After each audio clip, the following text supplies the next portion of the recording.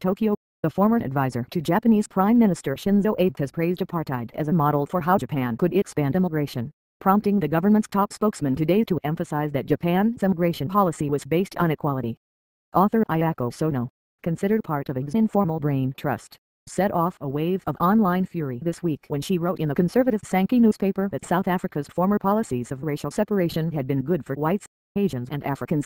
Her comments could complicate Abe's efforts to address a deepening labor shortage and his efforts to burnish the country's image abroad, analysts say.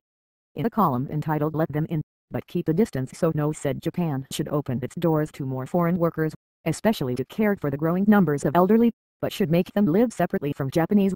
People can carry out business and research together, and socialize together, but they should live apart, she wrote.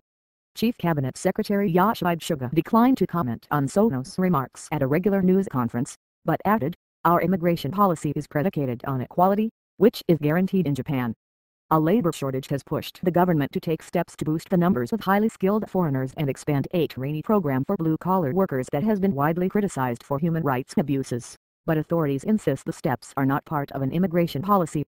Sono served on a government educational panel in 2013 and has long advised Abe's ruling Liberal Democratic Party.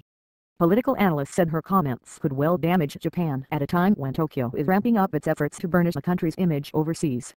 There's a trend for people close to Abe and his way of thinking to emphasize the concept of Japaneseness too much, and this could well lead to wariness on the part of people overseas, said well-known Japanese author Ito, whose works include The Mathematics of Politics.